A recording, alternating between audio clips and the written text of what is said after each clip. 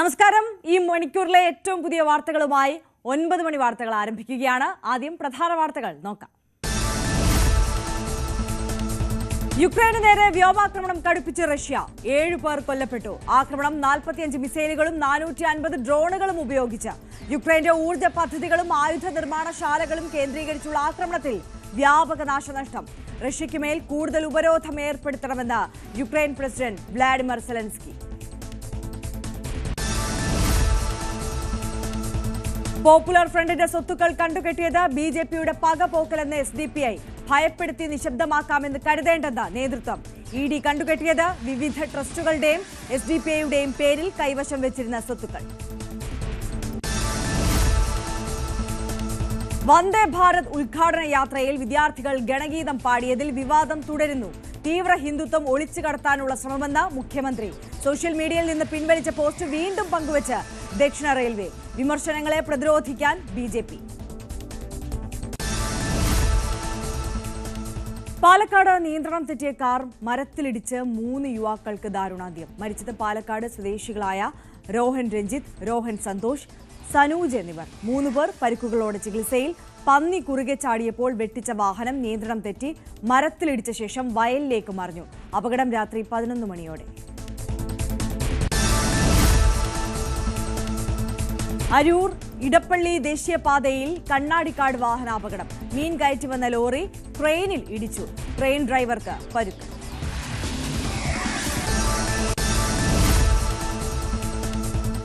സ്വർണ്ണക്കൊള്ളക്കേസിൽ സുധീഷ് കുമാറിനെയും മുരാരി ബാബുവിനെയും ഉണ്ണികൃഷ്ണൻ പോറ്റിക്കൊപ്പമിരുത്തി ചോദ്യം ചെയ്യുന്നത് തുടരുന്നു. പോറ്റിയുടെയും മുരാരി ബാബുവിന്റെയും കസ്റ്റഡി കാലാവധി നാളെ അവസാനിക്കും. മുൻ പ്രസിഡന്റ് പത്മകുമാറിനെയും ചോദ്യം ചെയ്തേക്കും. രണ്ടാം ഘട്ട വോട്ടെടുപ്പിലേക്ക് ബീഹാർ. പരസ്യപ്രചാരണം ഇന്ന് അവസാനിക്കും. വിധി എഴുതുന്നത് 122 മണ്ഡലങ്ങൾ. സമസ്തിപൂരിൽ വിവിപാറ്റ് സ്ലിപ്പുകൾ റോഡരികിൽ. അസിസ്റ്റന്റ് റിട്ടേണിംഗ് ഓഫീസർക്ക് സസ്പെൻഷൻ.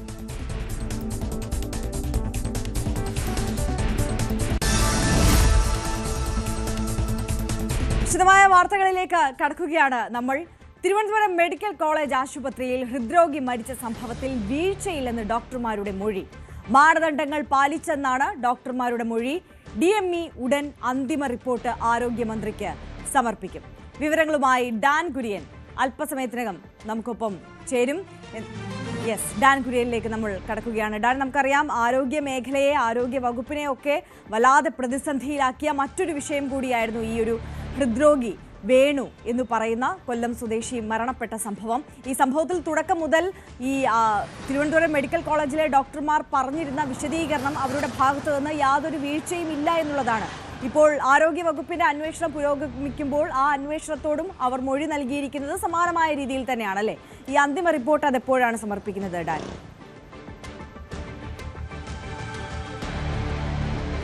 വേണുവിൻ്റെ കുടുംബത്തിൻ്റെ ആരോപണം തള്ളിക്കൊണ്ടാണ് ഡോക്ടർമാർ ഇതുമായി ബന്ധപ്പെട്ട ആരോഗ്യ വിദഗ്ധർക്ക് അല്ലെങ്കിൽ ഇതുമായി ബന്ധപ്പെട്ട അന്വേഷണം നടത്തിയ ആ സംഘത്തിന് മൊഴി നൽകിയിരിക്കുന്നത്. ഒരു തരത്തിലുള്ള വീഴ്ചയും ഡോക്ടർമാരുടെ ഭാഗത്തുനിന്ന് വേണുവിനെ ചികിത്സിക്കുന്നതുമായി ബന്ധപ്പെട്ട് ഉണ്ടായിട്ടില്ല.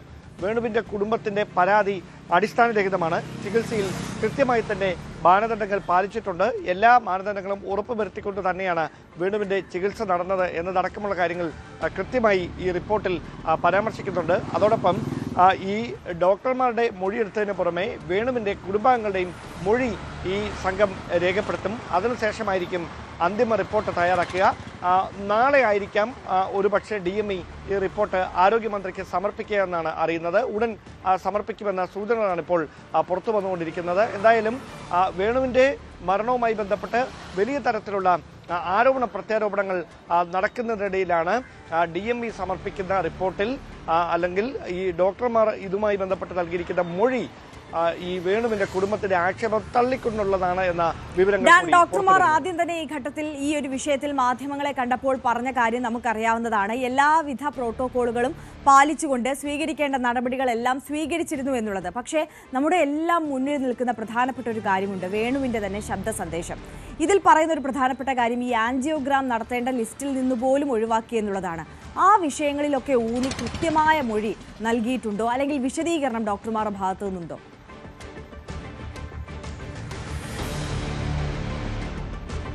അതായത് വേണുവിൻ്റെ ക്രിയേറ്റിൻ ലെവലിൽ ചില താളപ്പിഴകൾ ഉണ്ടായിരുന്നു. അതായത് അങ്ങനെയാണ് പെട്ടെന്ന് ആൻജിയോഗ്രാം നടത്താൻ കഴിയാത്തൊരു സ്ഥിതിയിലേക്ക് എത്തിയത് എന്നായിരുന്നു കഴിഞ്ഞ ദിവസം കാർഡിയോളജി വിഭാഗം മേധാവി മാധ്യമങ്ങളോട് പ്രതികരിച്ചത്. ഒരുപക്ഷെ അതേ കാര്യം തന്നെയാണ് അദ്ദേഹം ഈ മൊഴിയായും അന്വേഷണ സംഘത്തിന് നൽകിയിരിക്കുന്നത് എന്നാണ് വിവരം. അതായത് അത്തരത്തിൽ പെട്ടെന്ന് ആൻജിയോഗ്രാം നടത്താൻ കഴിയുന്ന തരത്തിൽ സ്റ്റേബിൾ ആയിരുന്നില്ല വേണുവിന്റെ ശരീരം. അതുകൊണ്ട് തന്നെയാണ് പെട്ടെന്ന് ആൻജിയോഗ്രാമോ അല്ലെങ്കിൽ അതിനെ തുടർന്ന് ആൻജിയോപ്ലാസ്റ്റി ഉൾപ്പെടെ നടത്താനുള്ള തീരുമാനങ്ങളിലേക്ക് പോകാതിരുന്നത്. അതിന് മറ്റ് മരുന്നുകൾ നോക്കി ക്രിയാറ്റിന്റെ ലെവല് നോർമൽ ആക്കിയതിനു ശേഷം മാത്രമേ തുടർ നടപടികളിലേക്ക് കടക്കാൻ കഴിയുകയുള്ളായിരുന്നു എന്ന നിലപാടിലാണ് കാർഡിയോളജി വിഭാഗം. ഇത് തന്നെയാണ് മാധ്യമങ്ങളോട് കഴിഞ്ഞ ദിവസം ആവർത്തിച്ചുള്ള ചോദ്യങ്ങൾക്ക് കാർഡിയോളജി വിഭാഗം മേധാവി തന്നെ ഉത്തരം നൽകുകയും ചെയ്തത്. എന്തായാലും അത് തന്നെയാണ് ഈ ഡോക്ടർമാരുടെ സംഘം, വേണുവിനെ ചികിത്സിച്ച ഡോക്ടർമാരുടെ സംഘം മൊഴിയായി അന്വേഷണ സംഘത്തിനും നൽകിയിരിക്കുന്നതെന്നാണ് നമുക്ക് ലഭിക്കുന്നത്. അപ്പോൾ ഒരു കാര്യം കൂടി, ഈ ഡോക്ടർമാർ പറയുന്നത് നമ്മൾ മുഖവിലയ്ക്ക് എടുക്കുകയാണ്, കൃത്യമായ ചികിത്സ നൽകിയിട്ടുണ്ടെങ്കിൽ എങ്ങനെ ഈ മരണം സംഭവിച്ചു അപ്പോൾ എന്നുള്ള ചോദ്യം ഉണ്ടല്ലോ, അതിനുള്ള ഉത്തരം എന്താണ്?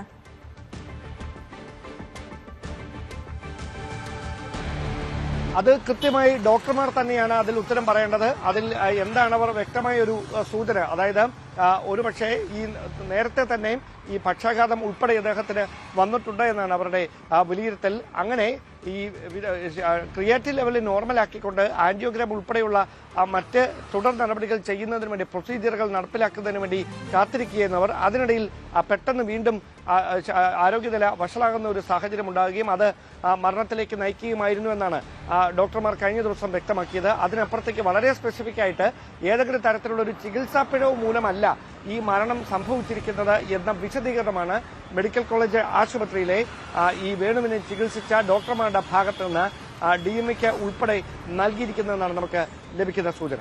ഡാൻ, അപ്പോൾ നമുക്ക് മുന്നിലുള്ള വേണുവിന്റെ പരാതി, കുടുംബത്തിന്റെ പരാതി, ആരോപണങ്ങൾ, ആക്ഷേപങ്ങൾ, ഇതെല്ലാം ഈ ഡോക്ടർമാർക്ക് ഈ മെഡിക്കൽ അല്ലെങ്കിൽ കണ്ടീഷൻ എങ്ങനെയായിരുന്നു വേണുവിൻ്റേത് എന്നുള്ളത് കൃത്യമായി കമ്മ്യൂണിക്കേറ്റ് ചെയ്യാൻ കഴിയാതെ പോയതിന്റെ പേരിൽ മാത്രമുണ്ടാകുന്ന ആരോപണങ്ങളാണ് എന്ന നിലയിലാണ് ഡോക്ടർമാർ ഇതിനെ വിശദീകരിക്കുന്നത്. അങ്ങനെയാണോ മനസ്സിലാക്കേണ്ടത്?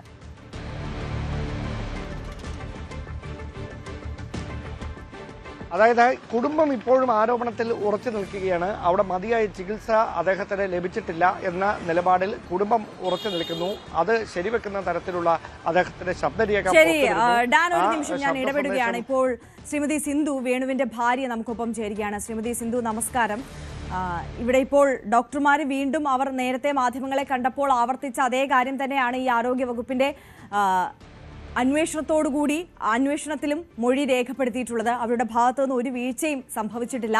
ആൻജിയോഗ്രാം നടത്തുന്ന ലിസ്റ്റിൽ നിന്ന് ഒഴിവാക്കിയത് പോലും അതിന്റെ മെഡിക്കൽ കണ്ടീഷൻ അദ്ദേഹത്തിന്റെ സ്റ്റേബിൾ അല്ലാത്തത് കൊണ്ടാണ് എന്നുള്ള വിശദീകരണമാണ് നൽകുന്നത്. എന്താണ് താങ്കൾക്ക് തോന്നുന്നത് ഈ ഘട്ടത്തിൽ? പച്ചക്കള്ളമാണ്. കാരണം ഇങ്ങനെ ഒരു കാര്യം പറഞ്ഞിട്ടേ ഇല്ല. ആൻജിയോഗ്രാമിന് തള്ളി എന്തുകൊണ്ടാന്ന് ചോദിച്ചപ്പോൾ ഇതല്ല അവർ പറഞ്ഞത്. ആൻജിയോഗ്രാമിന് അപ്പോയിന്റ് ചെയ്ത ആളുകൾ വന്നിട്ടുണ്ട്, അതുകൊണ്ടാണ് ചെയ്യാത്തതെന്നാണ് പറഞ്ഞത്. എന്തിനാണ് അവരിങ്ങനെ മാറ്റി മാറ്റി ഒരു ജീവൻ വെച്ചാണോ അവർ കളിച്ചത്?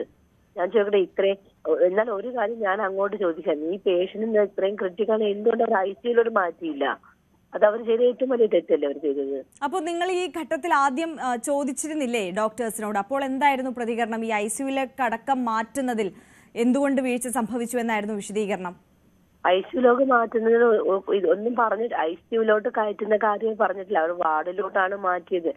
OPയിൽ ചെന്നപ്പോഴും ഡോക്ടർ നോക്കിയിട്ട് വാർഡിലോട്ടാണ് മാറ്റിയത്. ഞങ്ങളെ ICUവിന്റെ കാര്യവും പറഞ്ഞിട്ടില്ല. പുള്ളിയുടെ അന്ന് ആ സമയത്ത് പുള്ളിയുടെ പൊസിഷൻ എന്താണെന്ന് ഒന്നും ഞങ്ങളോട് പറഞ്ഞിട്ടില്ല. കൃത്യമായ ഒരു കമ്മ്യൂണിക്കേഷനും ഡോക്ടേഴ്സിന്റെ ഭാഗത്തുനിന്ന് ഈ വിഷയത്തിൽ ഉണ്ടായിട്ടേ ഇല്ല അല്ലേ? ഒന്നും ഉണ്ടായിട്ടില്ല. നമ്മൾ ബ്ലഡ് റിസൾട്ട് കൊണ്ട് കൊടുക്കുന്നു, നോക്കുന്നു, അച്ഛൻ ഓക്കെയാണ്, കുഴപ്പമില്ല, ബുധനാഴ്ച ചെയ്യാം, ചൊവ്വാഴ്ച ബുധനാഴ്ച ചെയ്യാം എന്നേ പറഞ്ഞിട്ടില്ല. അല്ല വേറെ ഒരൊറ്റ കാര്യങ്ങൾ പോലും ആ ഡോക്ടറിനോട് പറഞ്ഞിട്ടില്ല.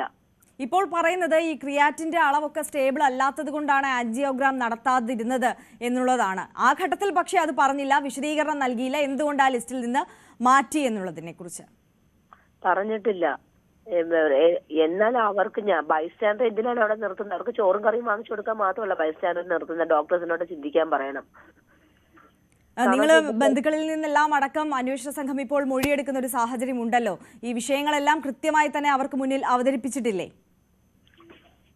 എല്ലാം പറഞ്ഞിട്ടുണ്ട്. അതുപോലെ തന്നെ ഇത്രയും ഒരു വലിയ കാര്യങ്ങളുണ്ടായിട്ട് ഇതുപോലെ അവരുടെ ഭാഗത്തുനിന്ന് പോലും വിളിച്ചൊന്നും ചോദിച്ചിട്ടില്ല. ആ മനുഷ്യൻ മരണമൊഴിയാണ് കൊടുത്തത്. അദ്ദേഹത്തെ തിരിഞ്ഞു നോക്കാത്തതിന് ഒരു മരണമൊഴിയല്ലേ കൊടുത്തത്. ആരും എന്നെ വിളിച്ച് ഇതുവരെ അന്വേഷിച്ചിട്ടില്ല. ഒരു കാര്യം ചെയ്യാൻ പറ, ആ വാർഡിൽ കിടന്ന പേഷ്യൻസിന്റെ ബൈസ്റ്റാൻഡേഴ്സിനെ ഒന്ന് വിളിച്ചു ചോദിക്കാൻ പറ, അറിയാൻ പറ്റും.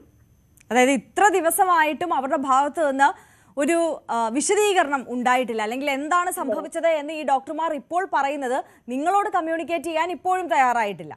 ഇതുവരെ അവരാരും തയ്യാറായിട്ടില്ലെന്നുള്ള. ഞാൻ എന്റെ 2 വളർന്ന പെൺമക്കൾ, ഞങ്ങളുടെ കുടുംബത്തിന്റെ ഒരു നാഥനാണില്ലാതെ ഞങ്ങൾക്ക് മാത്രമേ ഉള്ളൂ നഷ്ടം ഉണ്ടായിട്ടുള്ളത്. അവരെല്ലാരും ഇപ്പൊ വെച്ച് കൈയൊഴിയുവാണ്. അവരുടെ ഭാഗത്ത് ഇത്രയും വലിയ തെറ്റ്, ഇത്രയും കണ്ടീഷൻ, ഇത്രയും ക്രിട്ടിക്കൽ കണ്ടീഷൻ എന്തുകൊണ്ട് അദ്ദേഹത്തെ ഐസിൽ കയറ്റി. ഞാൻ അവസാന സമയത്ത് ഐസിൽ കൊണ്ടുപോകുമ്പോൾ ഐസിൽ ആളുകൾ തിങ്ങി വിങ്ങി കിടക്കുമല്ലായിരുന്നു. 3-4 പേഷ്യൻസേ ഉള്ളൂ അതിനകത്ത് ആവശ്യത്തിനുള്ള സ്ഥലമാണ്. എന്തുകൊണ്ട് അദ്ദേഹത്തെ മാറ്റിയില്ല അവിടെ? ഓക്കെ, അപ്പോൾ ഇനി ആരോഗ്യവകുപ്പിന്റെ നേതൃത്വത്തിലുള്ള ഈ അന്വേഷണത്തോടെ എങ്ങനെയാണ് പ്രതികരിക്കുന്നത്? അത് പര്യാപ്തമായ രീതിയിൽ തന്നെ മുന്നോട്ട് പോകുന്നു എന്നതാണോ? അല്ല, ഇത് എനിക്ക് തോന്നുന്നു വെള്ളപൂശാണ് മൊത്തത്തിൽ. അവരെ എല്ലാവരെയും കൂടെ അവരെല്ലാവരും മാലാകന്മാരുമായി, ഞങ്ങൾ മാത്രം ഇപ്പം ഇതുമായി. എന്താണെന്ന് വെച്ചാൽ അവർ ഒരു കമ്മ്യൂണിക്കേഷൻ യഥാർത്ഥത്തിൽ നടത്തിയിട്ടുള്ളൂ. ഞാൻ അന്ന് മുതൽ എല്ലാ മാധ്യമങ്ങളോടും ഒരൊറ്റ കാര്യമാണ്, ഇത് തന്നെയാണ് ഞാൻ പറഞ്ഞത്. ഞാൻ ഇതുവരെ മൊഴി മാറ്റമൊന്നും ഞാൻ പറഞ്ഞില്ല. എനിക്ക് അനുഭവിക്കേണ്ടി വന്നത് ദുരന്തങ്ങളാണ് ഞാൻ ഈ പറഞ്ഞിട്ട്. എന്റെ ഭർത്താവിന് അനുഭവിക്കേണ്ടി വന്നത് അദ്ദേഹം മരണമൊഴിയായും കൊടുത്തിട്ടുണ്ട്. ഈ ഒരു ഓഡിയോ ക്ലിപ്പ് ഇല്ലാതെ ഇന്ന് ലോകം അറിയത്തത് പോലും ഇല്ലായിരുന്നു. ഇതുപോലെ മരണപ്പെട്ട് എവിടെയെങ്കിലും ഇപ്പൊ മണ്ണിനടിയിലായനായിരുന്നു. ഈ ഒരു ഓഡിയോ ക്ലിപ്പ് ഉള്ളതുകൊണ്ടല്ലേ ഇത് വൈറലായത്. ഇല്ലെങ്കിൽ അറിയുമായിരുന്നു. എത്രയോ വേണുമാർ ഇതുപോലെ മരിച്ചു കാണുമായിരിക്കും. എത്രയോ കുടുംബങ്ങൾക്ക് നാഥന്മാരും പേഷ്യൻസ് മരിച്ചിട്ടുണ്ടായിരിക്കും. എത്രയോ കുടുംബങ്ങൾ അനാഥമായി കാണും, എത്ര കുഞ്ഞുങ്ങൾ അനാഥമായി കാണും. ഇതൊന്നും പുറത്തു വന്നിട്ടില്ല. പക്ഷെ ഈ ഒരു ഓഡിയോ ക്ലിപ്പ് ഉണ്ടായത് മാത്രമാണ് ഇതിപ്പോ പുറത്തു വന്നത്. അദ്ദേഹത്തിന് അനുഭവിക്കേണ്ടി വന്നത്. കാരണം അദ്ദേഹം വളരെ നല്ല മനുഷ്യൻ. നിങ്ങൾക്ക് എവിടെയെങ്കിലും നിങ്ങൾ ഒന്ന് തിരക്കിയാൽ മതി. വളരെ നല്ല മനുഷ്യനല്ലേ. എല്ലാവരോടും അദ്ദേഹം നല്ല രീതിയിൽ ഏതൊരു സാഹചര്യത്തിലും ഒരു ഹോസ്പിറ്റലായാലും ഒരു ഓട്ടോ ഓടുന്ന മനുഷ്യനായിരുന്നു.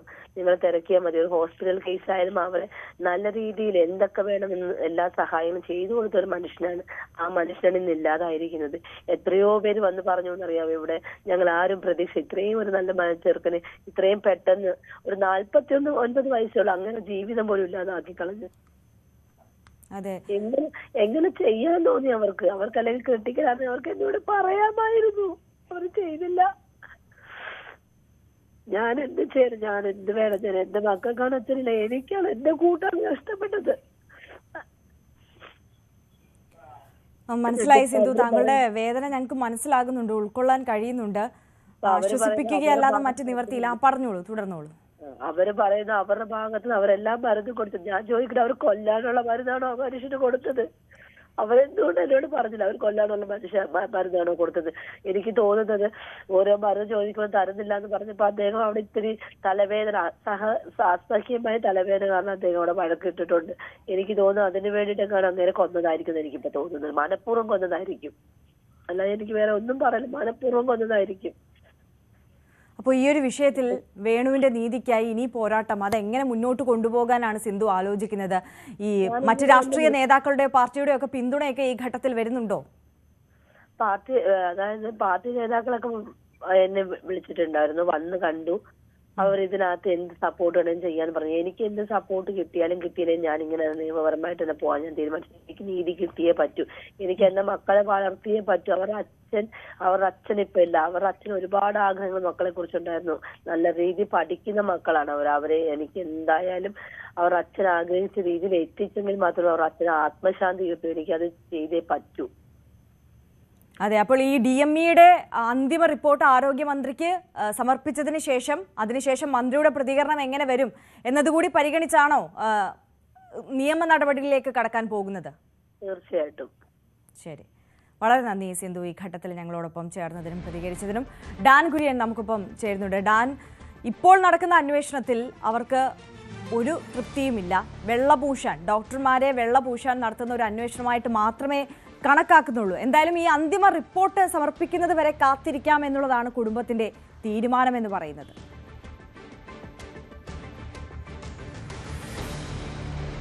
തീർച്ചയായിട്ടും. അതായത് അവിടെ എടുത്തു പറയേണ്ട കാര്യം, ഡോക്ടർ ഹാരിസ് തിരക്കിൽ ഇന്നലെ പറഞ്ഞ ഒരു പ്രധാനപ്പെട്ട ആക്ഷേപമുണ്ട്. മെഡിക്കൽ കോളേജുകൾ എല്ലായിടത്തും തുടങ്ങിയിട്ട് കാര്യമില്ല. അവിടെ മൾട്ടി സ്പെഷ്യാലിറ്റി സംവിധാനങ്ങൾ കൂടി ഉറപ്പാക്കാൻ കഴിയണം. എങ്കിൽ മാത്രമേ ഇത്രയധികം രോഗികൾക്ക് ആവശ്യമായ ചികിത്സ മതിയായ തരത്തിൽ നൽകാൻ കഴിയുകയുള്ളൂ. ഒരുപക്ഷെ തിരുവനന്തപുരത്ത് അടക്കം നേരിടുന്ന ഒരു വലിയ പ്രതിസന്ധി അതായിരിക്കും. അതായത് ഈ ഡോക്ടർമാർക്ക് ചികിത്സിക്കാവുന്നതിനേക്കാൾ അധികമായി രോഗികൾ എത്തുന്ന ഒരു സാഹചര്യം.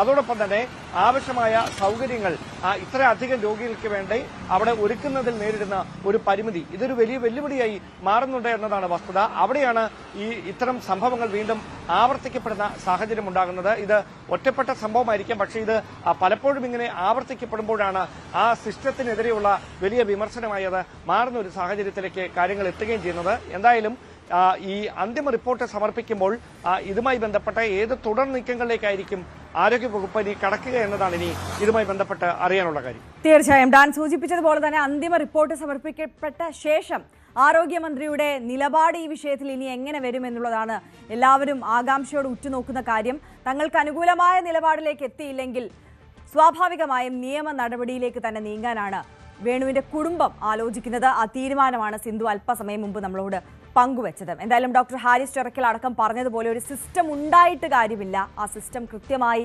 പ്രവർത്തിക്കണം എന്നുള്ളതാണ് ഇവിടെ പ്രധാനപ്പെട്ട കാര്യം. വേണുവിന്റെ മരണം ഈ സിസ്റ്റത്തിന്റെ പ്രവർത്തന അപര്യാപ്തത മൂലം ഇരയാക്കപ്പെട്ട ഒരു മനുഷ്യന്റെ ആ ഒരു ദാരുണമായ സംഭവം നമ്മളെല്ലാം ഓർമ്മിപ്പിക്കുന്നത് അതാണ്. മറ്റൊരു വാർത്തയിലേക്ക് കൂടി നമ്മൾ കടക്കുകയാണ്. വന്ദേ ഭാരതിന്റെ ഉദ്ഘാടന യാത്രയ്ക്കിടെ വിദ്യാർത്ഥികളെ കൊണ്ട് RSS ഗണഗീതം പാടിച്ചത് ചർച്ചയാക്കാൻ BJP. വിദ്യാർത്ഥികൾ ആലപിച്ചത് ദേശഭക്തി ഗാനമാണെന്നാണ് BJP നിലപാട്. വിമർശനം ഉന്നയിച്ച മുഖ്യമന്ത്രിക്കെതിരെ BJP അധ്യക്ഷൻ രാജീവ് ചന്ദ്രശേഖർ കടുത്ത വിമർശനം ഉന്നയിക്കുകയും ചെയ്തു. ആദ്യം വീഡിയോ പിൻവലിച്ച ദക്ഷിണ റെയിൽവേ സാമൂഹിക മാധ്യമങ്ങളിൽ വീഡിയോ വീണ്ടും അപ്ലോഡ് ചെയ്തു. വാസന വിതറുകയാണ്. അതുകൊണ്ട് അതിൻ്റെ അകത്ത് എവിടെയാണ് വർഗീയത എന്ന് എനിക്കറിയത്തില്ല. അതെങ്ങനെയാ എന്നിട്ടെങ്ങനെയാണ് പറയുന്നത്? അമ്മയ്ക്ക് അർപ്പിച്ചിടാനായി പല നിറമെങ്കിലും ഒറ്റ മനസ്സായി ഇവിടെ മുകുളങ്ങളായി. പല നിറങ്ങളാണ് ഇന്ത്യയുടെ സ്വഭാവമാണ് പറയുന്നത്. മക്കൾക്ക് പല നിറങ്ങളാണ്, പല രീതിയാണ്. എങ്കിലും അമ്മയ്ക്ക് സമർപ്പിക്കുന്നു. അത് ഭാരതമാതാവെന്നുള്ള സങ്കല്പമാണ്. ഭാരതമാതാവെന്നും മിണ്ടാൻ പാടില്ല, അത് നിരോധിക്കണം എന്ന് പറയുന്ന ഒരു സ്റ്റേറ്റാണ്. പിന്നെ പറയുന്നത് ഭഗത് സിംഗും ഝാൻസിയും. ഭഗത് സിംഗിനെ പറ്റി ആർക്കെങ്കിലും പ്രശ്നമുണ്ടോ? ഇവരെല്ലാം ഭഗത് സിംഗ് എന്ന് പറയുന്നതാണ്. പിന്നെയുള്ള ഝാൻസി റാണിയാണ്. ഝാൻസി റാണി എനിക്കറിയുന്നില്ല, ഇതുവരെ ആരും എതിർത്ത് കേട്ടിട്ടില്ല. പിന്നെ ബ്രിട്ടീഷുകാർക്കെതിരെ സമരം ചെയ്തതായതുകൊണ്ട് അവരുടെ ആൾക്കാർക്കൊക്കെ ചിലപ്പോൾ എതിർപ്പ് കാണും. പിന്നെ എന്താ ശ്രീനാരായണ ഗുരുവാണ്. ശ്രീനാരായൺ ഗുരുവിനെ ഇപ്പോൾ ഇവർക്കെല്ലാം എതിരാണെന്ന് ഞാൻ മനസ്സിലാക്കുന്നു. അപ്പോൾ അതുകൊണ്ടായിരിക്കണം. പിന്നെ മഹർഷി അരവിന്ദനെ പറ്റി എല്ലാവരും പോഴ്ത്തി പറയുന്നത് അദ്ദേഹത്തിൻ്റെ ചിന്ത പുരോഗമനപരമാണ് എന്ന് ഇവിടെ പറയുന്നുണ്ട്. പിന്നെ രാമകൃഷ്ണ പരമഹംസരെ പറ്റി പറയുന്നു. രാമകൃഷ്ണൻ അതിൻ്റെ അകത്ത് വേണേൽ പറയാൻ ഒരു മതമുണ്ട്. പിന്നെ പറയുന്നത് സ്വാമി രാംദാസാണ്. അദ്ദേഹം ഒരു സോഷ്യൽ റിഫോർമറായിട്ടുള്ള മഹാരാഷ്ട്രയിലെ ആളാണ്. അപ്പോൾ അവരെല്ലാവരും ഇവിടെ അമ്മയ്ക്ക് വേണ്ടി ശക്തമായിട്ട് നിലനിൽക്കുന്നു. അപ്പോൾ നിത്യം നിർമാല്യം തൊഴുന്നതിനായി, നിർമാല്യം എന്ന് പറഞ്ഞു കഴിഞ്ഞാൽ വലിയ പ്രശ്നമായിരിക്കും. അതിപ്പോൾ അത് അവിടെ എവിടെയെങ്കിലും ഒരു വർഗീയത പറയാവുന്നതാണ്. നിർമാല്യം പാടില്ല എന്ന് പറയാവുന്നതാണ്. കാരണം അതൊരു കമ്മ്യൂണിസ്റ്റുകാർ പറയാൻ എന്തെങ്കിലും പറഞ്ഞു കൊടുക്കണ്ടേ? അത് നിർമാല്യം തൊഴിലുണരാനാണ് എന്ന് പറഞ്ഞാൽ അമ്മയെ വെളുപ്പിന് എഴുന്നേറ്റിട്ട് അമ്മയെ സ്തുതിക്കുന്ന, സ്വന്തം അമ്മയെ സ്തുതിക്കുന്നതല്ലേ അത്. സാധാരണ എഴുന്നേറ്റിട്ട് കുട്ടികളൊക്കെ അമ്മയെ ആദ്യം കണ്ട് അമ്മയല്ലേ വിളിക്കുന്നത്, അമ്മയെന്നല്ലേ വിളിക്കുന്നത്. അപ്പം അതാണ് പറഞ്ഞത്. ഇനി അത് നിർമാല്യം എന്ന് പറഞ്ഞാൽ അമ്പലത്തിൽ മാത്രമുള്ളതാണ്. അപ്പോൾ അതുകൊണ്ട് ആ പ്രശ്നമാണ് എന്ന് ഇവിടെ. അതുപോലെ ഇത് തളിരിടും ഒട്ടും കൊഴിഞ്ഞ് വീഴില്ല. ആ സ്നേഹം, അമ്മയോടുള്ള സ്നേഹം, അത് തിളച്ചിട്ടത് ഒരിക്കലും കൊഴിഞ്ഞു വീഴില്ല എന്നാണ് പറയുന്നത്. അത് അവരുടെ നിത്യാത്മ വിരാമം കഴുകിടുന്ന പിന്നെ കുറച്ച് കാര്യങ്ങൾ അങ്ങനെ അമ്മയെ പറ്റിയുള്ള ഒരു ഇതാകുന്നു. ഇവിടെ ഭാരതമുണരുന്നു, ഒരു കാരണവശാലും ഉണരാൻ പാടില്ല. അത് ഭയങ്കര പ്രശ്നമാണ്. മോഡി ഇങ്ങനെ പറയുമ്പോഴത്തേക്കും മോഡി പിന്തിരിപ്പിനാണ്. ഇന്ത്യ മുഴുവൻ നശിക്കുകയാണെന്നൊക്കെ പറഞ്ഞുകൊണ്ട് രാജകുമാരൻ നാട് മുഴുവൻ നടക്കുമ്പോൾ എവിടെയാണ് ഉണരുന്നത്? ഇന്ത്യ തകർന്നിരിക്കുകയാണ്, ഡെഡ് എക്കണോമിയാന്നൊക്കെ പറയുന്ന നാട്ടിൽ രാജകുമാരൻ പറയുമ്പോൾ ഇന്ത്യ ഉണരുന്നു എന്ന് പറയുന്നത് ഇന്ത്യ വിരുദ്ധമായിട്ടുള്ള കാര്യങ്ങൾ വിദേശത്ത് പോയി പറയുന്ന ആൾക്കാർക്ക് ഇഷ്ടപ്പെടുകയല്ല. അവർ ക്ഷമിക്കണം എന്നാണുള്ള പറയുക. അവരുടെ പുരോഗമന ചിന്താഗതിയെ അംഗീകരിക്കാതിരിക്കാൻ പറ്റിയല്ലോ. അപ്പോൾ അതാണ് പ്രശ്നം. ഭാരതം എവിടെ ഉണരുന്നു? അതിപ്പോൾ ഇതിനു വേണ്ടി എഴുതിയതായിരിക്കും കരുതുന്ന മോഡിക്ക് വേണ്ടി. ഇത് ഞാനൊരു 30 വർഷമായിട്ട് കേൾക്കുന്നതാണ് ഇതിൻ്റെ ആദ്യത്തെ ലൈനുകളൊക്കെ. അപ്പോൾ അതുകൊണ്ട് ഇതാണ് ആ സംഭവം. ഇനി കുട്ടികൾ ഇത് ഗീതമായിട്ട് കുട്ടികളുടെ ഗാനമായിട്ടൊരു സ്കൂളിൽ പഠിപ്പിക്കുന്നുണ്ടെങ്കിൽ ഇതിനെന്താണ് കുഴപ്പം? ഇതിൻ്റെ അകത്ത് ഹിന്ദു എന്നുള്ള ഒരു വാക്ക് പോലും പിന്നെ ഞാനിപ്പോൾ അത് വ്യാഖ്യാനിച്ച് ഹിന്ദു ആക്കിയതാണ്. വേണമെങ്കിൽ നിർമാല്യം, അമ്മയെ രാവിലെ എഴുന്നേറ്റ് അമ്മയെ വിളിക്കുന്നതും അമ്മയെ തൊഴുന്നതുമൊക്കെ വീട്ടിലെ മക്കളുടെ കാര്യമേ പറഞ്ഞത്. അപ്പോൾ അതുകൊണ്ട് എവിടെയാണ് കുഴപ്പം എന്ന് ജനങ്ങളോട് പറഞ്ഞു കൊടുക്കണം. അപ്പോൾ അതുകൊണ്ട് ഇതിനെ മറികടക്കാൻ ഏറ്റവും നല്ല മാർഗം ജനുവരി 1-ാം തീയതി സമ്പൂർണ്ണ സമ്പന്ന പാർട്ടിയായിട്ട് മാർക്സിസ്റ്റ് പാർട്ടിയെ പ്രഖ്യാപിച്ചാൽ മതി. അതുപോലെ കോൺഗ്രസിൻ്റെ നേതാക്കന്മാരെല്ലാം ശിവകുമാറിനോട് ചോദിച്ചാൽ, എനിക്കറിയില്ല കേട്ടോ, ഒരു വരി പോലും ഈ ഗണഗീതം പാടാൻ, ഞാൻ ഗണഗീതം പാടിയിട്ടുള്ള ആളല്ല, ഞാൻ ശാഖയിൽ പോകുന്ന ആളല്ല. അപ്പോൾ അതുകൊണ്ട് എനിക്കറിയില്ല. കോൺഗ്രസ്സുകാർ പാടുന്നുണ്ട്, കമ്മ്യൂണിസ്റ്റുകാർ പാടാൻ അറിയാവുന്ന നിങ്ങളൊന്ന് അന്വേഷിച്ചാൽ മതി. അപ്പോൾ ഇതിലെന്താണ് കുഴപ്പം? അത് തന്നെയല്ല ഒരു നല്ല മെസ്സേജാണ്.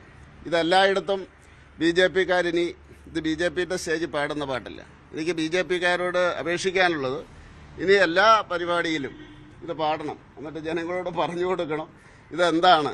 കാരണം അത് RSSൻ്റെ ഗ്രൂപ്പ് സോങ് ആണെന്നാണ് ഞാൻ മനസ്സിലാക്കുന്നത്. BJP-യുടെ സ്റ്റേജിൽ അങ്ങനെ പാടാറില്ല.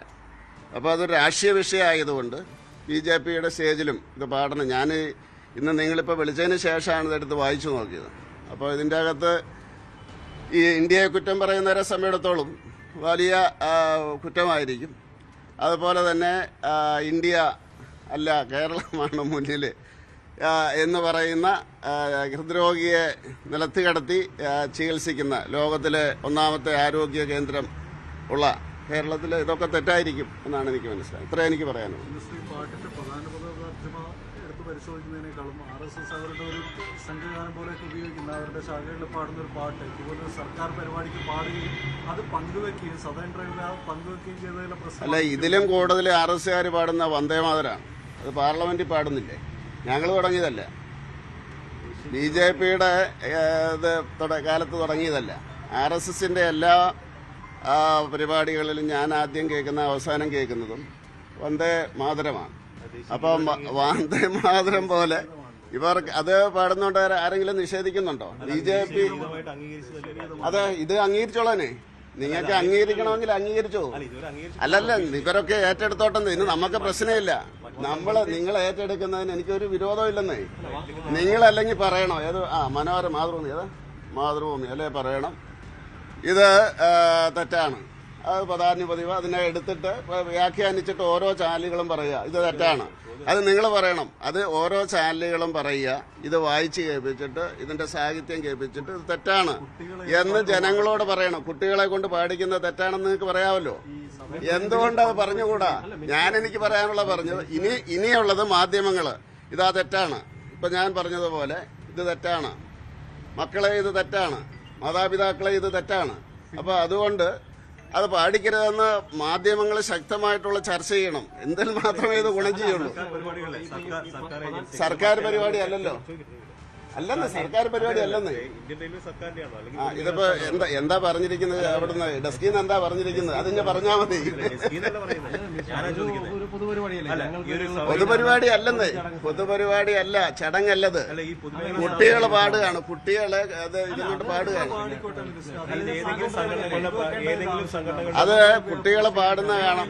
നിക്ക് നിങ്ങൾ ഇതുപോലെ തന്നെ വിമർശിക്കണം.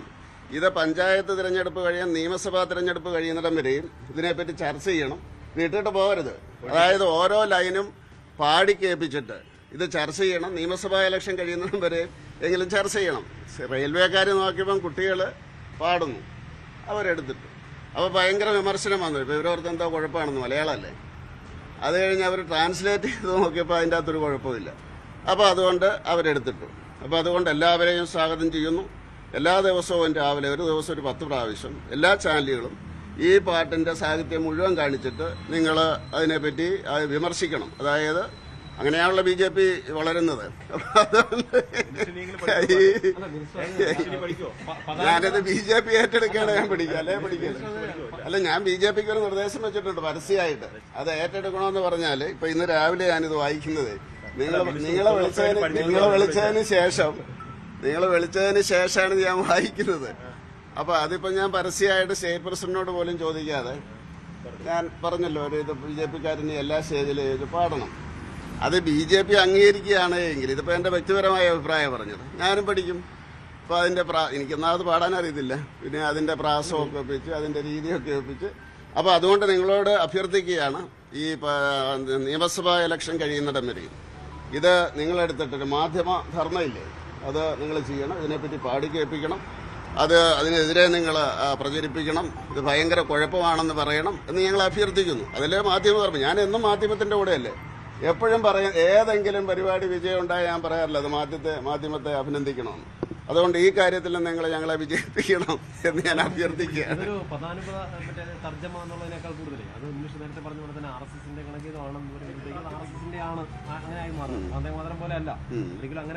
അല്ല, അത് ഞാൻ പറഞ്ഞില്ല. ഈ കൈരളിയല്ലേ അത് പറയേണ്ടത്, കൈരളിയല്ലേ ഇതെടുത്തിട്ട് പറയേണ്ടത്. ഇതിൻ്റെ അകത്ത് മുഴുവൻ RSS ആണ്, ഭയങ്കര കുഴപ്പമാണ്.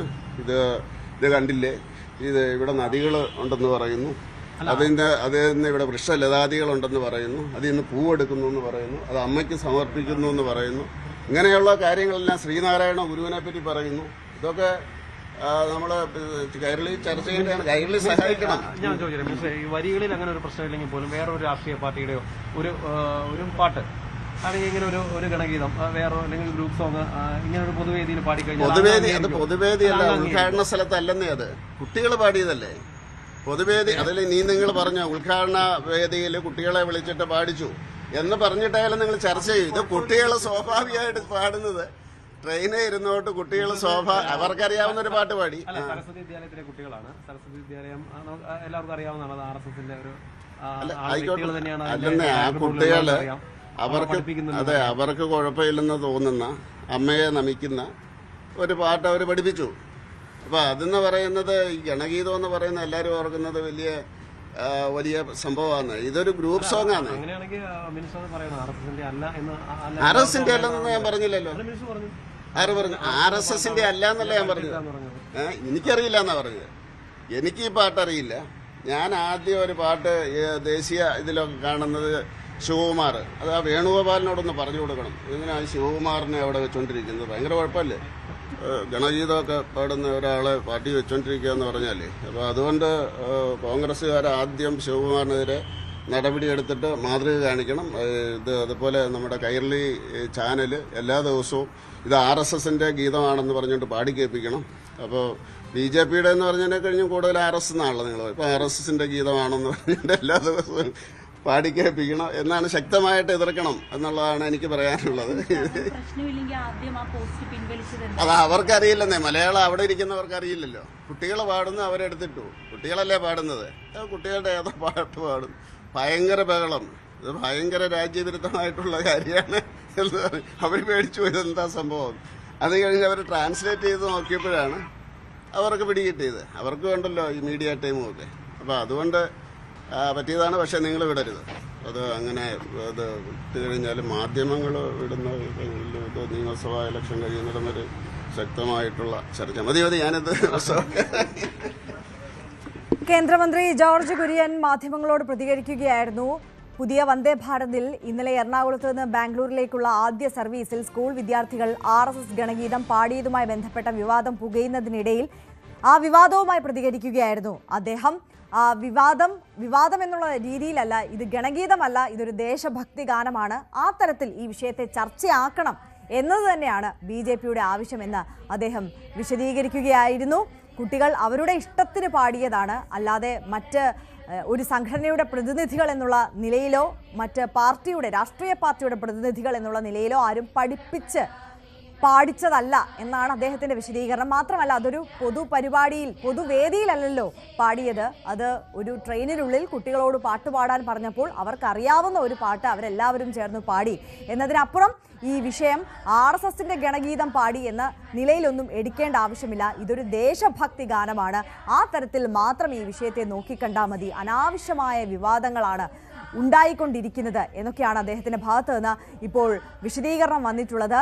ഈ ഗാനത്തിലെ ഓരോ വരിയും എടുത്തു പറഞ്ഞുകൊണ്ട് ഇതെങ്ങനെയാണ് ഒരു സംഘടനയെ മാത്രം പ്രതിനിധീകരിക്കുന്നത്, ഇത് ദേശത്തെയല്ലേ പ്രതിനിധീകരിക്കുന്നത് എന്ന തരത്തിലാണ് അദ്ദേഹം വിശദീകരണം നടത്തിയത്. നവമി ദിനേശ് നമുക്കൊപ്പം ചേരുകയാണ്. നവമി, അതായത് ഈ RSS ഗണഗീതം പാടിച്ച വിഷയം ചർച്ചയാക്കുക തന്നെയാണ് വേണ്ടത് എന്നാണ് BJPയുടെ പക്ഷം അല്ലെ? ഇതൊരു ദേശഭക്തി ഗാനമാണ് പാടിയത്, അതിനെ RSS ഗണഗീതം എന്ന് വ്യാഖ്യാനിക്കേണ്ട ആവശ്യമില്ല എന്ന് മന്ത്രി പറയുകയുണ്ടായി. മാത്രമല്ല അദ്ദേഹം ഓരോ വരിയും എടുത്ത് വിശദീകരിക്കാനും സമയം കണ്ടെത്തി.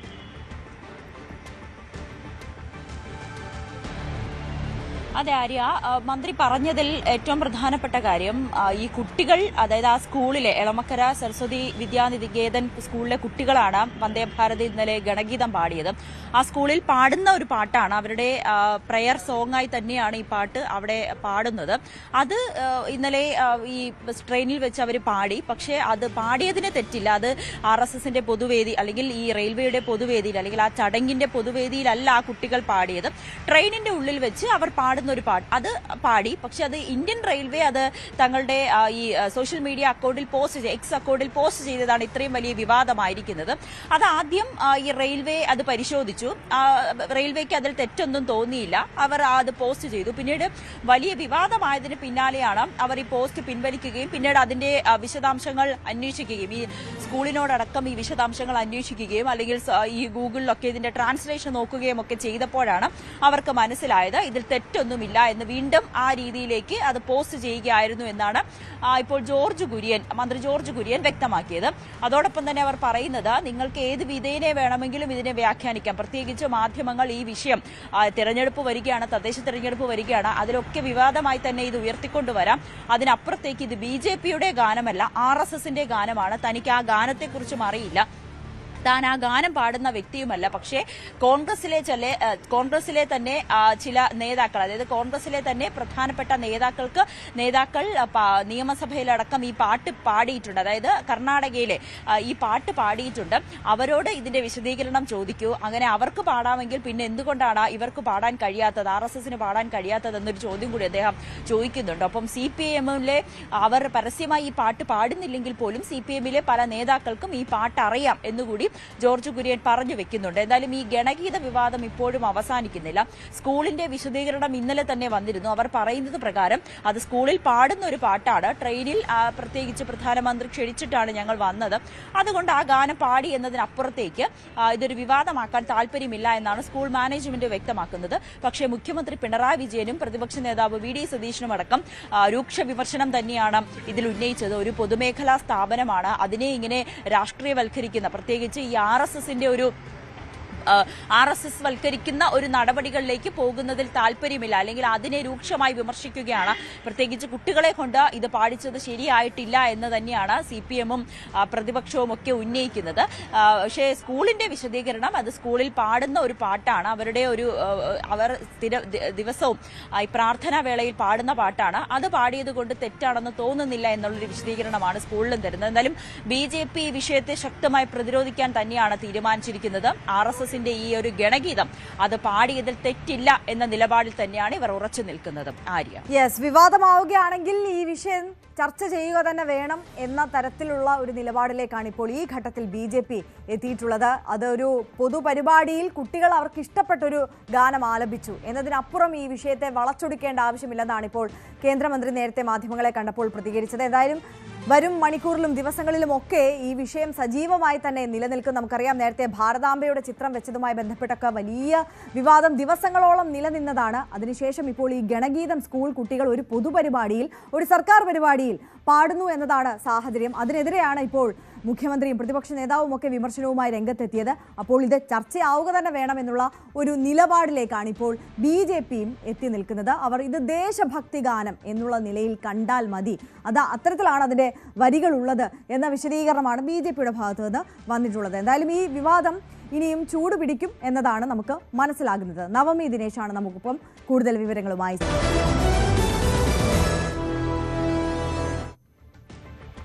യുക്രൈന് നേരെ വ്യോമാക്രമണം കടുപ്പിച്ച് റഷ്യ. ആക്രമണത്തിൽ 7 പേർ കൊല്ലപ്പെട്ടു. 25 മിസൈലുകളും 450 ഡ്രോണുകളും ഉപയോഗിച്ചായിരുന്നു ആക്രമണം. യുക്രൈന്റെ ഊർജ്ജ പദ്ധതികളും ആയുധ നിർമ്മാണശാലകളും കേന്ദ്രീകരിച്ചുള്ള ആക്രമണത്തിൽ വ്യാപക നാശനഷ്ടമാണ് ഉണ്ടായത്. കിഴക്കൻ യുക്രൈനിലെ പോക്രോവ്സ്ക് നഗരം റഷ്യ കീഴടക്കിയെന്നാണ് റിപ്പോർട്ട്. റഷ്യയ്ക്ക് മേൽ കൂടുതൽ ഉപരോധം ഏർപ്പെടുത്തണമെന്ന് യുക്രൈൻ പ്രസിഡന്റ് വ്ളാഡിമിർ സെലൻസ്കി ആവശ്യപ്പെട്ടു.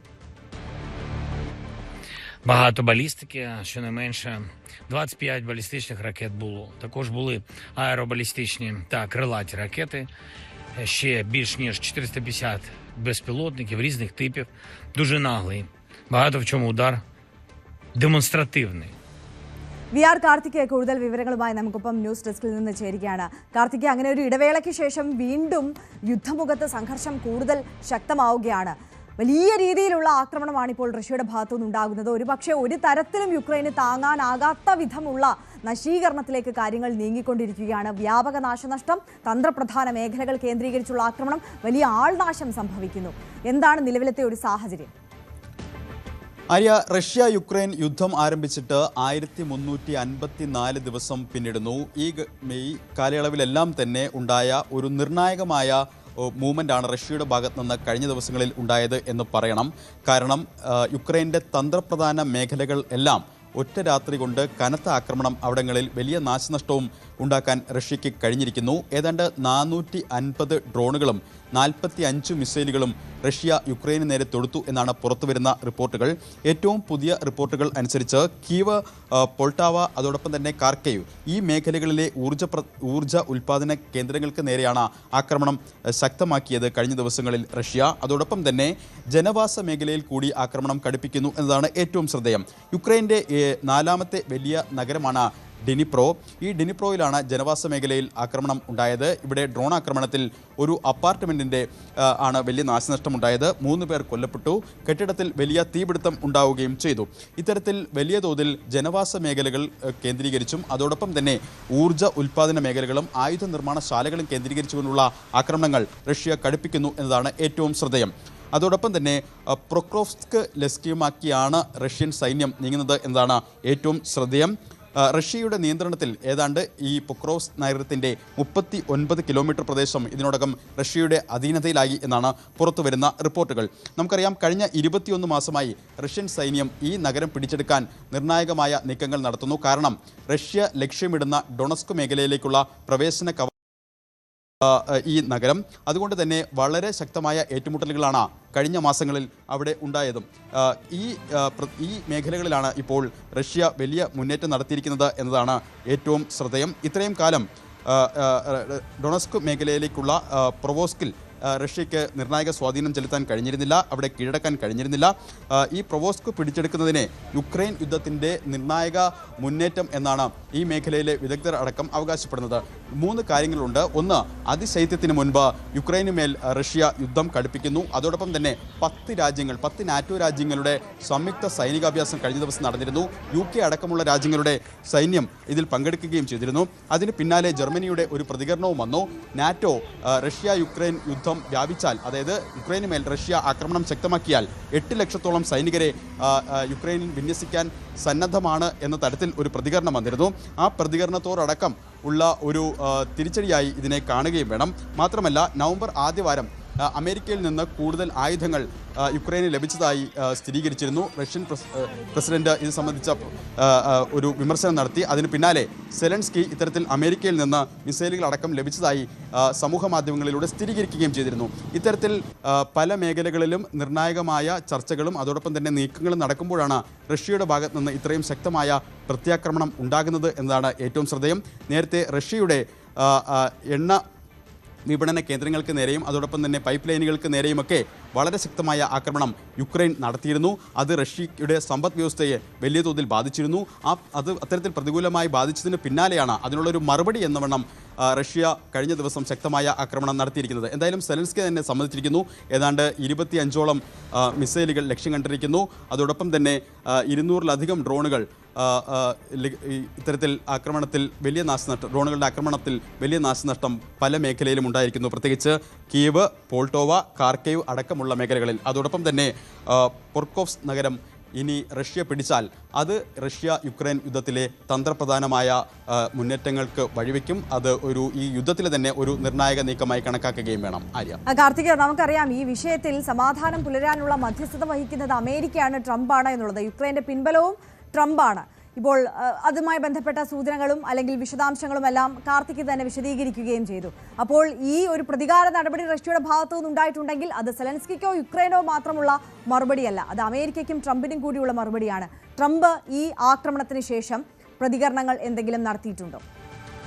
പ്രതികരണങ്ങൾ ഇതുവരെ വന്നിട്ടില്ല. സ്വാഭാവികമായും അമേരിക്കയുടെ ഭാഗത്ത് നിന്ന് ശക്തമായ ഭാഷയിൽ റഷ്യക്കെതിരെ ഒരു പ്രതികരണം പ്രതീക്ഷിക്കുന്നു. കാരണം അമേരിക്കയും ഈ ആണവ പരീക്ഷണങ്ങളുമായി ബന്ധപ്പെട്ട മൊറട്ടോറിയത്തിൻ്റെ കാര്യത്തിൽ അമേരിക്കയും റഷ്യയും തമ്മിൽ ഒരു ശീതയുദ്ധത്തിന് സമാനമായ, അതല്ലെങ്കിൽ അത്തരത്തിൽ ലോകരാജ്യങ്ങൾ അതിനെ വിലയിരുത്തുന്നു എന്നതാണ് ഏറ്റവും ശ്രദ്ധേയം. അവർ തമ്മിലുള്ള ഭിന്നത രൂക്ഷമാകുന്ന ഒരു പശ്ചാത്തലം കൂടിയുണ്ട്. അതിനിടെയാണ് ഇത്തരത്തിലൊരു ആക്രമണം റഷ്യ ഒരു പടി കൂടി കടുപ്പിക്കുന്നത്.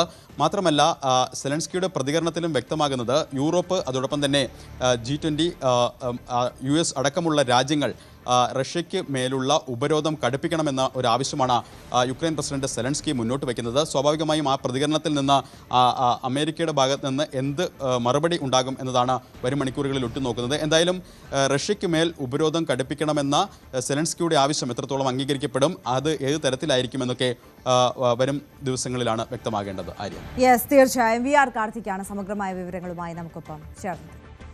മറ്റൊരു വാർത്തയിലേക്ക് കടക്കുകയാണ്. ബീഹാർ നിയമസഭാ തെരഞ്ഞെടുപ്പിന്റെ പരസ്യ പ്രചാരണം ഇന്ന് അവസാനിക്കും. അവസാന ദിവസമായ ഇന്ന് NDAയ്ക്കായി കേന്ദ്ര ആഭ്യന്തരമന്ത്രി അമിത്ഷാ റാലികളിൽ പങ്കെടുക്കും. ദേശീയ നേതാക്കൾ ഇന്ത്യ സഖ്യത്തിനായി പ്രചാരണം നടത്തും. 122 മണ്ഡലങ്ങളിലേക്ക് ചൊവ്വാഴ്ചയാണ് രണ്ടാം ഘട്ടത്തിൽ വോട്ടെടുപ്പ്. ഈ മാസം 14-നാണ് വോട്ടെണ്ണൽ. വിവരങ്ങളുമായി നാഷണൽ ഡെസ്കിൽ നിന്ന് ER രാഗേഷ് നമുക്കൊപ്പം ചേരുകയാണ്. രാഗേഷ്, രണ്ടാം ഘട്ടത്തിന്റെ ആവേശോജ്വലമായ പ്രചാരണം അവസാന നിമിഷങ്ങളിലേക്ക് എത്തിക്കൊണ്ടിരിക്കുകയാണ്. പ്രധാനപ്പെട്ട മുഖങ്ങളെ എല്ലാം അണിനിരത്തിക്കൊണ്ട് കളം നിറയുകയാണ് ഇരു മുന്നണികളും. പക്ഷേ അതിനിടയിൽ ഈ അവസാന നിമിഷം ചർച്ചയാകുന്ന പലതരത്തിലുള്ള ഗൗരവമായ വിഷയങ്ങളുമുണ്ട്. ഈ VVPAT സ്ലിപ്പ് റോഡരികിൽ കണ്ടതടക്കമുള്ള ഗുരുതരമായ വിഷയങ്ങളുണ്ട്. ആ വിഷയങ്ങളൊക്കെ ഏത് തരത്തിൽ ചർച്ചയാകുന്നു ബീഹാറിൽ?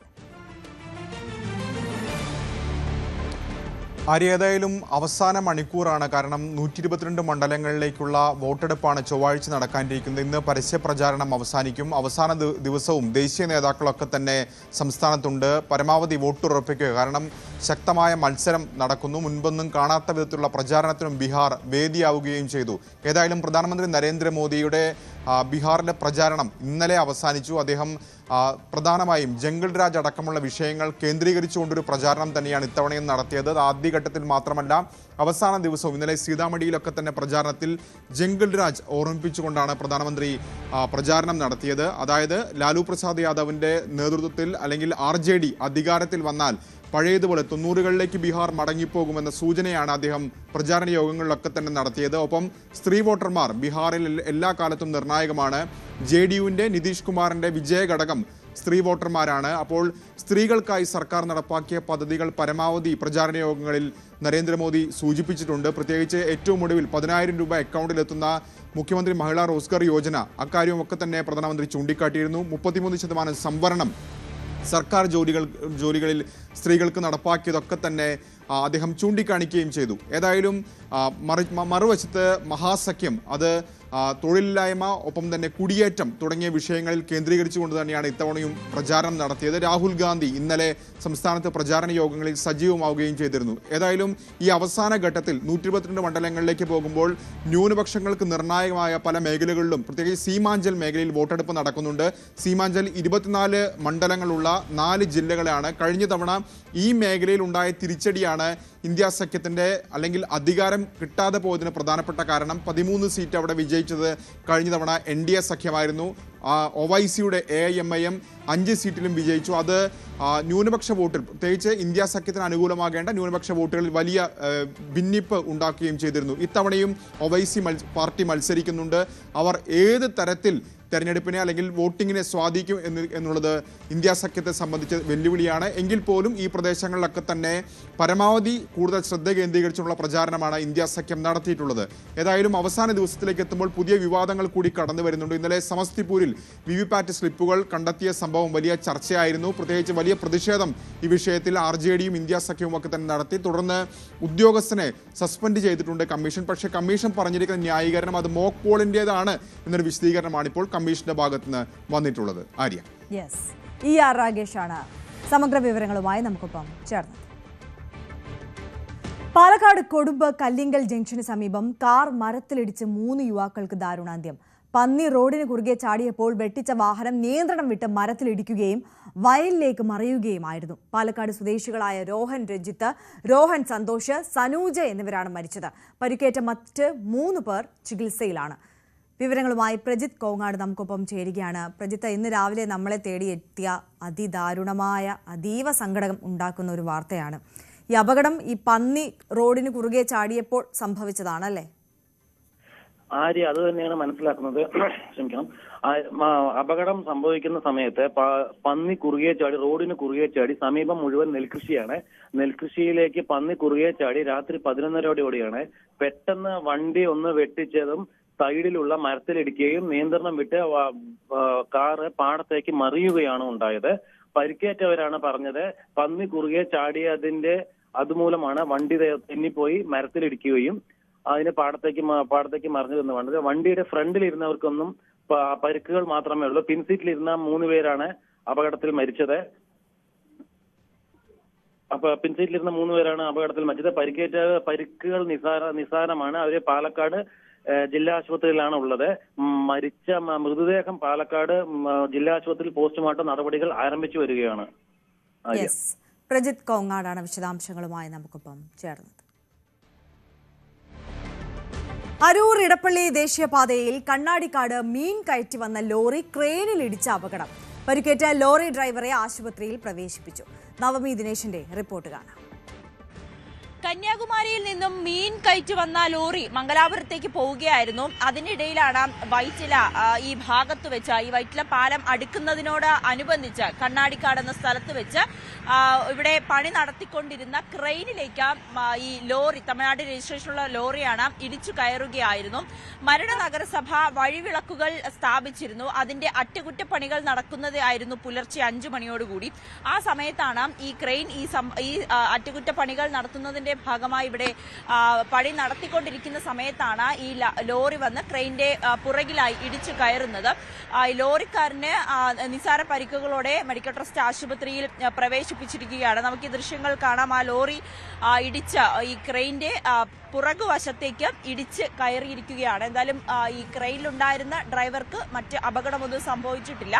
സമയത്ത് ഈ ക്രെയിനിന്റെ ഡ്രൈവറും ഒപ്പം മരട് നഗരസഭയിലെ ചില ഉദ്യോഗസ്ഥരുമായിരുന്നു ആ സംഭവ സമയത്ത് ഇവിടെ ഉണ്ടായിരുന്നത്. പുലർച്ചെ 5 മണിയോടുകൂടിയാണ് ഈ അപകടം സംഭവിച്ചത്. പുലർച്ചെ ആയതിനാൽ, ദീർഘദൂര യാത്രയായതിനാൽ ഡ്രൈവർ ഉറങ്ങിപ്പോയതാവാം ഈ അപകടത്തിന് കാരണമെന്നാണ് നിഗമനം. എന്തായാലും വലിയ ഒരു അപകടം തന്നെയാണ്. തലനാരിഴയ്ക്ക് ഒഴിവായത്. ഡ്രൈവർക്ക് വലിയ രീതിയിലുള്ള ഗുരുതരമായിട്ടുള്ള പരിക്കുകളൊന്നുമില്ല എന്നാണ് നമുക്ക് ആശുപത്രിയിൽ നിന്നും അറിയുന്നത്. ഈ വഴിവിളക്കുകളുടെ പണികൾ പുരോഗമിക്കുന്നുണ്ടായിരുന്നു. അതിനു വേണ്ടിയിട്ടായിരുന്നു ഈ ക്രെയിൻ ഇവിടെ സ്ഥാപിക്കുക. ആ ക്രെയിനിൽ ഇരുന്നുകൊണ്ടാണ് ജോലിക്കാർ അത് ചെയ്യുകയും ചെയ്തുകൊണ്ടിരുന്നത്. എന്തായാലും വലിയ അപകടം തന്നെയാണ് ഇതിനോടുകൂടി ഒഴിവായിരിക്കുന്നത്. നവമിയുടെ റിപ്പോർട്ടാണ് നമ്മൾ കണ്ടത്. അടുത്ത വാർത്തയിലേക്ക്. തിരുനാവായ മാമാങ്ക സ്മാരകമായി കണക്കാക്കുന്ന സർക്കാർ അടയാളപ്പെടുത്തിയ നിലപാട് തറ കാണണമെന്ന് നിങ്ങൾ ആരെങ്കിലും ആഗ്രഹിച്ചാൽ നിരാശപ്പെടേണ്ടി വരും. സ്വകാര്യ വ്യക്തിയുടെ ഉടമസ്ഥതയിലുള്ള പ്രദേശത്തേക്ക് കടക്കാൻ കഴിയുകയില്ല. അവിടേക്കുള്ള ഗേറ്റ് മിക്കപ്പോഴും പൂട്ടിക്കിടക്കുകയാകും. റോഡിന് പുറത്ത് നിലപാട് തറ എന്ന ബോർഡ് കണ്ടും പൊളിഞ്ഞ മതിലിന് മുകളിലൂടെ കണ്ടുമൊക്കെ മടങ്ങേണ്ടി വരും. ന്യൂസ് 18 സംഘം അവിടെ സന്ദർശിച്ചപ്പോഴുള്ള അനുഭവം പങ്കുവയ്ക്കുകയാണ് CV അനുമോദ്. ഏറ്റവും പ്രധാനപ്പെട്ട ഒരു സ്മാരകമായി കണക്കാക്കുന്ന നിലപാട് തറ ഇവിടെയാണ് സ്ഥിതി ചെയ്യുന്നത് എന്നാണ് ടൂറിസം വകുപ്പ് അടയാളപ്പെടുത്തിയിരിക്കുന്നത്. പഴയ ഓട്ട് കമ്പനിയാണ്, കൊടക്കൽ ഓട്ട് കമ്പനി. ഈ ഓട്ട് കമ്പനിക്ക് ഉള്ളിലാണ് ഈ നിലപാട് തറ. അവിടേക്ക് നോട്ട് കമ്പനിക്ക് ഉള്ളിലൂടെ വേണം പോകുവാൻ. നമുക്ക് അവിടെ പോകാൻ പറ്റുമോ നോക്കാം.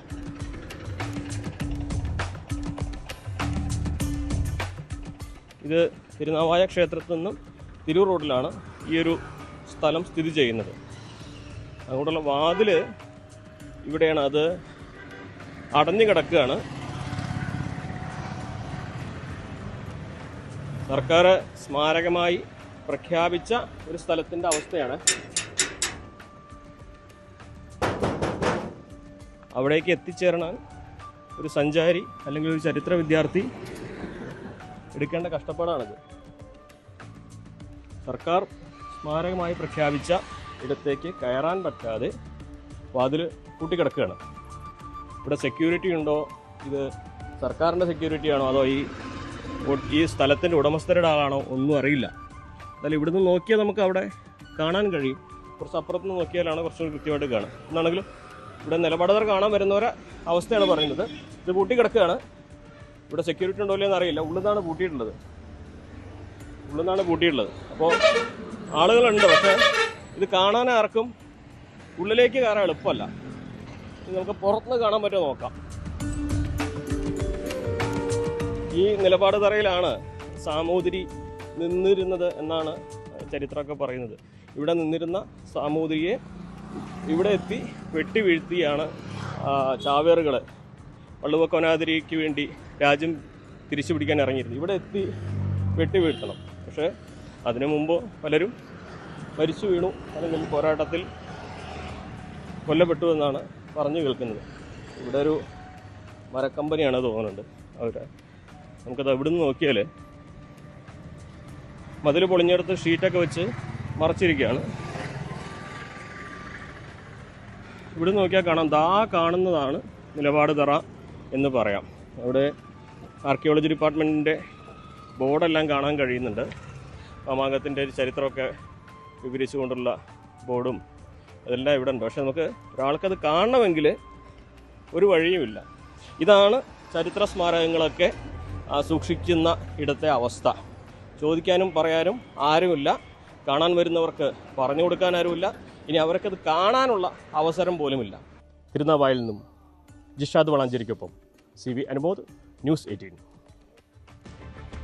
ശബരിമല സ്വർണ്ണപ്പാളി മോഷണ കേസിൽ ഉണ്ണികൃഷ്ണൻ പോറ്റിയുടെയും മുരാരി ബാബുവിന്റെയും കസ്റ്റഡി കാലാവധി നാളെ അവസാനിക്കും. കഴിഞ്ഞ ദിവസം കസ്റ്റഡിയിൽ വാങ്ങിയ സുധീഷ് കുമാറിനെയും മുരാരി ബാബുവിനെയും പോറ്റിക്കൊപ്പമിരുത്തി SIT ചോദ്യം ചെയ്യുന്നത് തുടരുകയാണ്. ഈഞ്ചക്കലിലെ ക്രൈംബ്രാഞ്ച് ഓഫീസിലാണ് SP ശശിധരന്റെ നേതൃത്വത്തിൽ ചോദ്യം ചെയ്യൽ നടക്കുന്നത്. 2019 ഭരണസമിതിക്ക് നേതൃത്വം നൽകിയ പത്മകുമാറിനെ വൈകാതെ ചോദ്യം ചെയ്തേക്കും. അതേസമയം വാതിൽപ്പാളി സ്വർണ്ണമോഷണ കേസിലെ 3ാം പ്രതിയും മുൻ ദേവസ്വം കമ്മീഷണറുമായ N വാസുവിനെയും വിശദമായി ചോദ്യം ചെയ്യലിനായി പ്രത്യേക അന്വേഷണ സംഘം ക്രൈംബ്രാഞ്ച് ഓഫീസിലേക്ക് വീണ്ടും വിളിച്ചു വരുത്തുമെന്നാണ് സൂചന. തിരുവനന്തപുരം വർക്കലയിൽ കേരള എക്സ്പ്രസ് ട്രെയിനിൽ അക്രമത്തിനിരയായ ശ്രീകുട്ടിയുടെ നില മാറ്റമില്ലാതെ തുടരുന്നു. കഴിഞ്ഞ 6 ദിവസമായി മെഡിക്കൽ കോളേജ് ആശുപത്രിയിലെ തീവ്രപരിചരണ വിഭാഗത്തിൽ തുടരുന്ന 19-കാരി ഇതുവരെ ബോധം വീണ്ടെടുത്തിട്ടില്ല. മെഡിക്കൽ ബോർഡിന്റെ നിരീക്ഷണത്തിലാണ് യുവതിയുടെ ചികിത്സ തുടരുന്നത്. അതേസമയം റിമാൻഡിൽ കഴിയുന്ന പ്രതി സുരേഷ് കുമാറിനെ വിട്ടുകിട്ടാൻ റെയിൽവേ പോലീസ് ഉടൻ കസ്റ്റഡി അപേക്ഷ നൽകും. ജനറൽ കമ്പാർട്ട്മെന്റിൽ ഒപ്പമുണ്ടായിരുന്ന സഹയാത്രക്കാരിൽ നിന്ന് മൊഴി രേഖപ്പെടുത്തുന്ന നടപടികളും പുരോഗമിക്കുകയാണ്.